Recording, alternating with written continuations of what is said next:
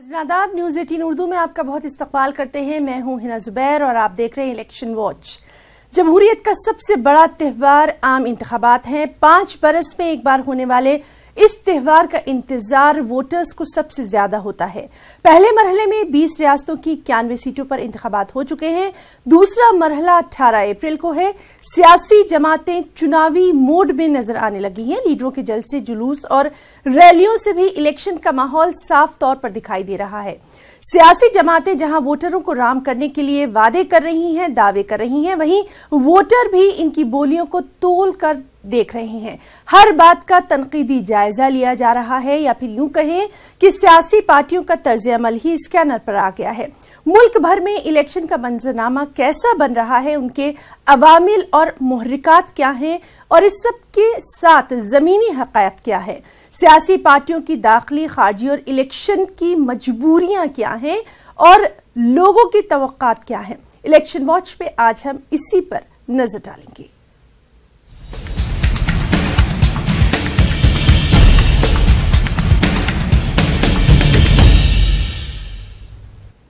बिहार के किशनगंज पार्लिमानी हलके में सियासी गहमागहमी शबाब पर है। किशनगंज वो पार्लिमानी हलका है जहां मुसलमानों की अक्सरियत है। सूबे के 40 पार्लिमानी हलके में किशनगंज को पिछड़े इलाके के तौर पर ही देखा जाता रहा है। इस हलके का बुनियादी मसला रोजगार है, तालीम है और साथ ही साथ सेहत भी है। 2 बार से इस हलके की नुमाइंदगी कांग्रेस पार्टी के हाथों में रही है और इस बार के इंतखाब में एनडीए और अजीम इत्तेहाद के अलावा एमआईएम भी अपनी किस्मत आजमा रही है।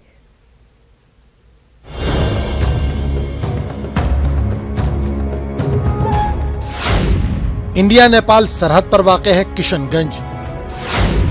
70% मुस्लिम आबादी है किशनगंज में। सभी ने किशनगंज को किया है नजरअंदाज। बड़ी आबादी खेती और मजदूरी से वाबस्ता। इंडिया नेपाल सरहद पर वाक़ किशनगंज 70% मुस्लिम आबादी वाला पार्लिमानी हलका है। यहाँ से महज 20 किलोमीटर की दूरी पर बांग्लादेश की सरहद शुरू हो जाती है। पटना से काफी दूर होने के सबब किशनगंज को सियासी पार्टियों ने पूरी तरह से नजरअंदाज किया है। इस हलके की नुमाइंदगी यूं तो करीब सभी पार्टियों ने की है, लेकिन इलाके की तरक्की के मामले पर कभी भी कोई पार्टी संजीदा नहीं हुई। नतीजे के तौर पर आज भी इस इलाके में 60% लोग खेती मजदूरी करते हैं और ज्यादातर लोग रोजगार की तलाश में यहाँ से माइग्रेट कर मुल्क के दूसरे शहरों में चले जाते हैं। मैं उनको ये कहना चाहता हूँ कि शादाबो शगुफ्ता कहीं गुलशन न मिलेगा, दिल खुश्क रहा तो कहीं सावन न मिलेगा। तुम प्यार की सौगात लिए घर से तो निकलो, रास्ते में तुम्हें कोई भी दुश्मन न मिलेगा। अब नाम नहीं काम का कायल है ज़माना, अब नाम नहीं काम का कायल है ज़माना, अब नाम किसी शख्स का रावण न मिलेगा। तो पासमानदा है, बाढ़ की समस्या ले लीजिए, एएमयू किशनगंज का मामला ले लीजिए। एएमयू किशनगंज भी नहीं बन पाया। 2011 में ज़मीन मिली बहुत मुश्किल से, नीतीश जी ने बहुत मजबूरी में ज़मीन दिया और सोनिया जी घोषणा भी की थी, वो भी नहीं बन पाया। मुर्शिदाबाद मालापुरम में बिल्डिंग भी बन जाती है लेकिन किशनगंज को नहीं मिला। बाढ़ हर साल आता है, 6000 रुपये खैरात समझ के इन लोग दे देते हैं। महानंदा बेसिन का मामला था, आप पटना में 4 पुल है गंगा पे बनने जा रहा है और आपके महानंदा पर पुल नहीं है, सिर्फ 2 पुल है, एक डंगड़ा पर है और एक आगे यहाँ पर महानंदा पर। किशनगंज पार्लिमानी हलके की नुमाइंदगी कभी सैयद शहाबुद्दीन, मोहम्मद तस्लीमुद्दीन, एमजे अकबर, सैयद शाहनवाज हुसैन और मौलाना असरारुल हक कासमी ने की है। बावजूद इसके यहाँ के बुनियादी मसले हल नहीं हो सके। 2009 और 2014 के लोकसभा इंतखाबात में कांग्रेस पार्टी के मौलाना असरारुल हक कासमी ने यहाँ से जीत हासिल की। इस बार के लोकसभा इंतखाबात में अजीम इत्तेहाद के कांग्रेस पार्टी के उम्मीदवार मोहम्मद जावेद, एनडीए के जेडीयू उम्मीदवार मोहम्मद अशरफ और एमआईएम के उम्मीदवार अख्तरुल ईमान के दरमियान सीधी टक्कर है। इलाके के लोगों के मुताबिक वो ऐसा उम्मीदवार देख रहे हैं जो यहाँ काम करे। ख्वातीन आधी आबादी हैं, लिहाजा वो भी अपना हक मांग रही हैं। यहाँ पे रोड है, ट्रांसपोर्टेशन का कुछ नहीं, ना ब्रिजेस है। अभी भी लोग यहाँ पर लकड़ी के पुल पे चल के आते हैं। जो मेरी मरीज हैं, लकड़ी के पुल पे, वो चचरी पुल जिसको बोलते हैं, वो यहाँ पर है। भाई किस जमाने में हम जी रहे हैं? क्यों यहाँ पर विकास नहीं हो रहा? यहाँ पे शिक्षा में विकास नहीं है, ना कोई हाई स्कूल है ढंग का, ना कुछ स्कूल्स बनाए जा रहे हैं, ना कोई बेटर कॉलेजेस हैं। मेरे खुद के बच्चों को मैं बाहर पढ़ाती हूँ क्योंकि यहाँ पे अच्छे स्कूल्स नहीं है। तो सबसे पहले महिला प्रोटेक्शन चाहिए क्योंकि महिला यहाँ सेफ नहीं है। गर्ल्स के लिए जैसे हम लोग जैसे सेफ नहीं है, जैसे लड़कियों जैसे कॉलेज जाती है या फिर कॉलेज से घर आती है या अदर डिस्ट्रिक्ट से या अदर ब्लॉक से किशनगंज आती है एग्जाम वगैरह देने के लिए, उन लोगों को ज़्यादातर छेड़खानी का मामला ये सामने आता है किशनगंज में। किशनगंज लोकसभा हलके की नुमाइंदगी मुस्लिम लीडरों के हाथ में रही है। बावजूद इसके लोकसभा हलके में स्कूल, अस्पताल, कॉलेज, पीने का पानी और रोजगार का मसला अपनी जगह वैसे ही खड़ा हुआ है। गुज़िश्ता कई इंतखाबात से एमयू का मुद्दा यहाँ पर उठता रहा है, लेकिन एमयू की तामीर का काम अब तक शुरू नहीं हुआ। किशनगंज में सड़क, सैलाब और नदियों का कटाव लोगों को मुश्किलात में डालता रहा है। और बेरोजगारी के मुद्दे पर बात होना चाहिए। जो भी अगर बात करे बेरोजगारी के मुद्दे पर बात करना चाहिए। किसान बेहाल है और यहाँ पर ज़्यादातर गरीबी है। दलित और मुसलमान यहाँ पर ज़्यादातर गरीब आदमी है और गरीब के विषय में कोई बात नहीं करता है। किसानों का भी बुरा हाल है, मजदूरों का भी बुरा हाल है। सब बाहर जा रहा है कमा, बाल बच्चों को छोड़ करके। बच्चे रो रहे हैं, रास्ता ठीक नहीं है। गरीब मरीज पुलिया चले जाते, रास्ते में दम तोड़ देता है। सवाल काफी अहम है कि सियासी पार्टियां किशनगंज लोकसभा हल्के में तमाम सहूलतें मुहैया कराने का दावा तो करती हैं, लेकिन इंतखाबात के बाद किशनगंज के मसले पर कभी गौर नहीं किया जाता। आवाम इन तमाम बातों पर गौर कर रही है। वहीं अजीम इत्तेहाद, एनडीए और MIM ने यहाँ से जीत हासिल करने के लिए अपनी पूरी ताकत झोंक दी है। किसान परेशान है, मजदूर परेशान है। इलाज के लिए प्रेग्नेंट वाली रास्ते में कुछ हो जाता है, पेशेंट कितने मौत हो जाती है। बहुत परेशानी है सर। बाढ़ में हम लोग डूबते हैं। कोई मानंदा बेसिंग नहीं बना अब तक। यहाँ के नेता सिर्फ सेकुलर के नाम पे वोट लेते हैं और लेने के बाद जो है हम लोग को फिर उसी एकदम पिछले में धकेल देते हैं हमारे किसान को। इतने लोग जीत के आते हैं, सब तो अपने निजी स्वार्थ के लिए वो जीतते हैं। वोट के टाइम में चाहे जो बोलना हो बोल देते हैं, लेकिन जीत के जो जाने के बाद वो अपने बारे में सोचते हैं। पब्लिक के बारे में अगर सोचें तो फिर यहाँ के लोगों का ये हाल नहीं रहता।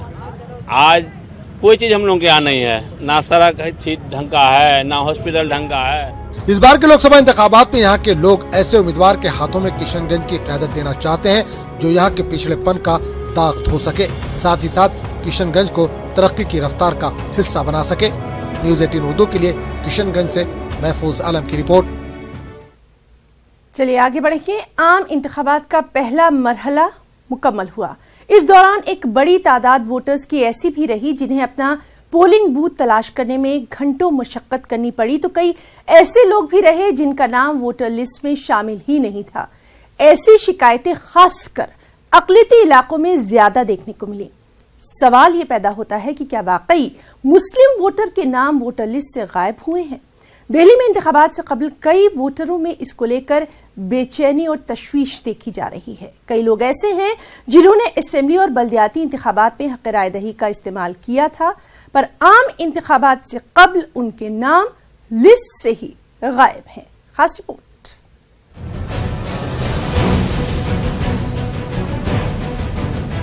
पहले मरहले के तहत 20 रियासतों की 91 सीटों पर इंतखाबात मुकम्मल हुए। कई जगह से लोगों की ये शिकायत रही कि वोटर लिस्ट से इनके नाम गायब हैं। कई लोग ऐसे भी मिले जिनको अपना बूथ ढूंढने में घंटों लगे और थक हार कर वो बिना वोट दिए अपने घरों को लौट गए। इस बार इलेक्शन कमीशन ने कई तहरीक चलाई, बेदारी मुहिम चलाई ताकि कोई वोटर हक़ राय दही से महरूम न रह जाए। बावजूद इसके एक बड़ी तादाद में लोगों के नाम वोटर लिस्ट से गायब है।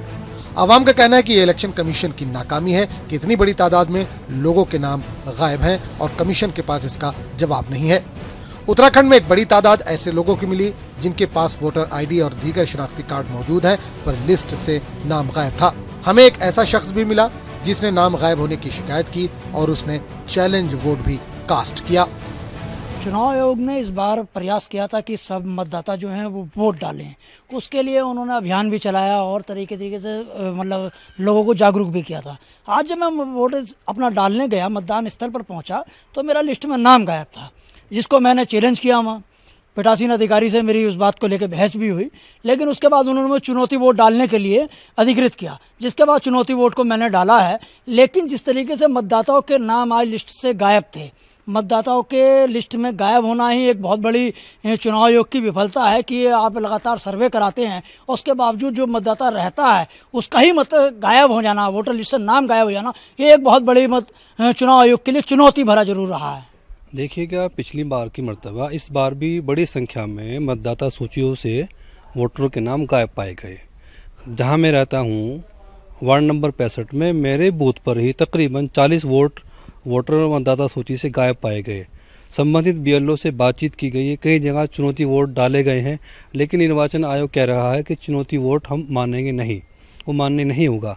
अब आप बताइएगा कि निर्वाचन आयोग पिछले 2 महीने से दावे कर रहा था कि हमने 100% मतदाता सूची बनाई है, मतदाताओं के कार्ड बनाए हैं, लेकिन जिनके कार्ड बनाए गए, जिनके पास पहले से कार्ड मौजूद हैं, उनका नाम वोटर लिस्ट से गायब है।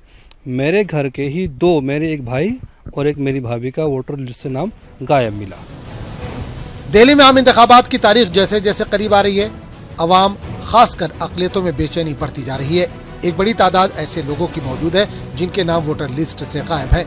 ये वो लोग हैं जो बेदार हैं और इलेक्शन से कबल अपना नाम वोटर लिस्ट में चेक कर रहे हैं।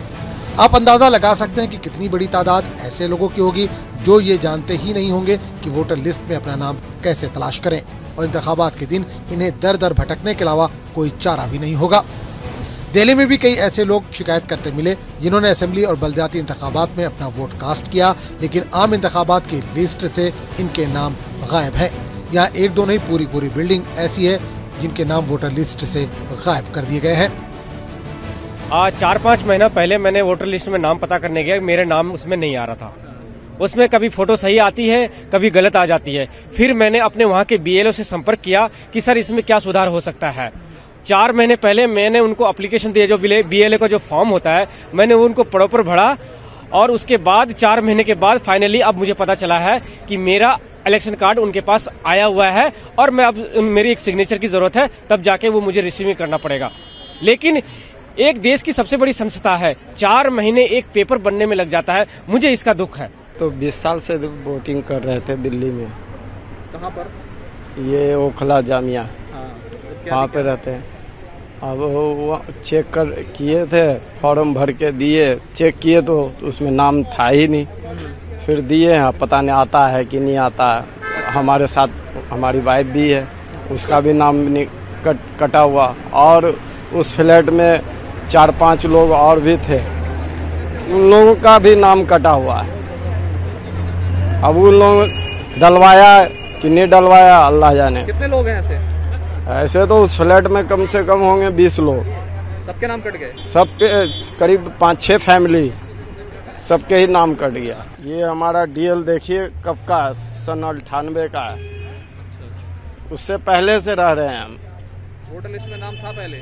और क्या, हम तो शुरू से वोट करते आ रहे हैं, कभी ऐसा वाकया नहीं हुआ, और नए कानून का सामना करना पड़ रहा है। ऐसा क्यों? कब से वोट कटा हुआ मिला आपको? इसी बार विधानसभा में भी गिराए हैं, काउंसलर का इलेक्शन हुआ उसमें भी गिराए हैं, और अभी लोकसभा में कटा है। आप क्या चाहते हैं? हम यही चाहते हैं कि दोबारा से हमारा नाम आना चाहिए, और पूरे परिवार का आना चाहिए। वोटिंग करेंगे, वोटिंग करने के लिए इंतजार कर रहे हैं, क्योंकि ये सही टाइम है जब हर व्यक्ति को ये सुनिश्चित करना चाहिए कि उसका नाम वोटर लिस्ट में है। तो जिनके पास भी वोटर कार्ड है उनको सबको अपना नाम चेक करना चाहिए। आसान तरीका है नाम चेक करने का, 1950 पे कॉल करो, हमारी वोटर हेल्पलाइन है। उनको अपना वोटर ID कार्ड नंबर बताओ। वोटर ID कार्ड नंबर अगर आपके पास इजीली अवेलेबल नहीं हो रहा है तो भी आप उनको अपना नाम, पिताजी का नाम, एड्रेस वगैरह बताएंगे, कहाँ रहते हो, तो वो आपका नाम चेक करके बता देंगे। तो आप अगर आपका नाम है तो आपकी तसल्ली हो गई, फिर आप वोट डाल पाओगे। 12 मई को यहाँ दिल्ली में इलेक्शन है, आप अपना वोट डाल पाओगे, कोई प्रॉब्लम नहीं होगी। अगर आपका नाम नहीं मिलता है या आपने अपना एनरोलमेंट आज तक करवाया ही नहीं है, दोनों सूरत में आप अपना नाम ऐड करवा लो, अभी टाइम है। पहला मरहला तो मुकम्मल हो गया, जिसमें एक बड़ी तादाद वोटरों की अपने हक राय दही से महरूम रह गई। ऐसे में इलेक्शन कमीशन को चाहिए कि वो एक ऐसा निजाम तरतीब दे जिससे हर वोटर अपने हक राय दही का इस्तेमाल कर सके, और अवाम को भी बेदार करने की जरूरत है कि इंतखाबात से कबल वो अपना नाम लिस्ट में जरूर देखें, और अगर इनका नाम गायब है तो लिस्ट में शामिल कराने के लिए हर मुमकिन कोशिश करें, जिससे एक बेहतर नुमाइंदा ऐवान में पहुंचे और अवाम के मसाइल को हल कर सके, और हम एक बेहतर हिंदुस्तान की तामीर कर सकें। Bureau report, news 18 Urdu. सियासी पार्टियां अपने अपने अंदाज में वोटरों को लुभावने ख्वाब दिखाने में मसरूफ है, लेकिन एक ऐसा तबका भी है जिसकी तरफ किसी पार्टी या लीडर की नजर तक नहीं जाती। काबिल जिक्र बात तो यह है कि इनके अपनों ने भी इन्हें नजरअंदाज करके रख दिया है। जी हां, हम बात कर रहे हैं उन बुजुर्ग मर्द और खवातीन की जो कि ओल्ड एज होम में अपनी जिंदगी गुजारने पर मजबूर हैं। समाज से ठुकराए हुए ये लोग कैसी हुकूमत चाहते हैं, इनके अपने क्या खास मसाइल हैं, हुकूमत से इन्हें क्या क्या उम्मीदें हैं, ये जानने की कोशिश की हमारे नुमाइंदे अजहरुद्दीन ने। तो आप देखिए हमारी ये रिपोर्ट। मुझे इजाजत दें, आदाब।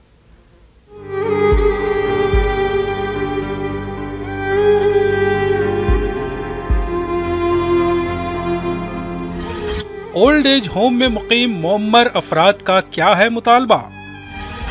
मोअम्मर अफराद को हुकूमत से क्या हैं उम्मीदें? क्या हैं उनके मसाइल? कैसी चाहिए हुकूमत? औरंगाबाद का मातोश्री वर्धा आश्रम शहर के सिन रसीदा अफराद के लिए किसी नेमत से कम नहीं, लेकिन जिन्हें अपनों ने ठुकरा दिया उन्हें दुनिया की बड़ी से बड़ी नेमत मुतमईन नहीं कर सकती। ऐसा ही कुछ हाल मातोश्री आश्रम के बुजुर्गों का भी है। इस आश्रम में पनाह गुज़ीनों की तादाद 100 से ज्यादा है। न्यूज़ 18 उर्दू की टीम ने उनके हालात जानने की कोशिश की और इन लोगों को हुकूमत से क्या तवक्कुआत हैं। जब इस सिलसिले में बातचीत की, इन बुजुर्गों का साफ कहना था कि हुकूमत कोई भी आए, इससे उनकी जिंदगी में कोई फर्क नहीं पड़ने वाला। ताहम कुछ लोगों ने ये भी कहा कि हुकूमत को बुजुर्गों की तरफ ध्यान देना चाहिए, इनके ताम कयाम और तिब्बी इमदाद का इंतजाम होना चाहिए। आज तक समझो कांग्रेस सरकार रही 60-70 साल, वो उनके हिसाब से चलाते रहे। आज ये 5 साल से ये सरकार है, ये अपने हिसाब से चला रहे। ये दोनों सरकार में कुछ ऐसा फर्क तो कुछ महसूस होता नहीं।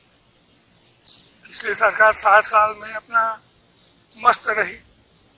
आज की सरकार अपने जो उनके विचार है, उनके जो ग्रुप है उनका, वो हिसाब से चल रही है। जनता की बोलो, इनकी कुछ किसी को फिक्र नहीं। क्या राजीव गांधी आया, क्या मोदी आया, क्या कौन आया और कौन आया? यहाँ का भी अगर खासदार आमदार है, वो भी कभी हमको पूछता है क्या रोड पे?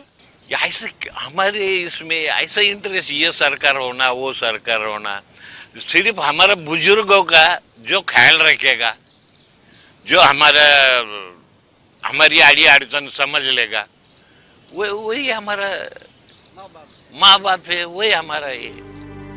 महाराष्ट्र में हुकूमत की सरपरस्ती में चलने वाले बैतुल मोअम्मरीन की तादाद 24 है, जिनमें से 8 मराठवाड़ा रीजन में हैं। इसके अलावा हुकूमत की इमदाद से रियासत गिर सतह पर 33 आश्रम चलाए जाते हैं। हुकूमत की इमदाद पर तकिया करने वाले आश्रमों में पनाह गुज़ीनों से माहाना फीस ली जाती है, लेकिन बेसहारा अफराद को तमाम सहूलियात मुफ्त दी जाती हैं।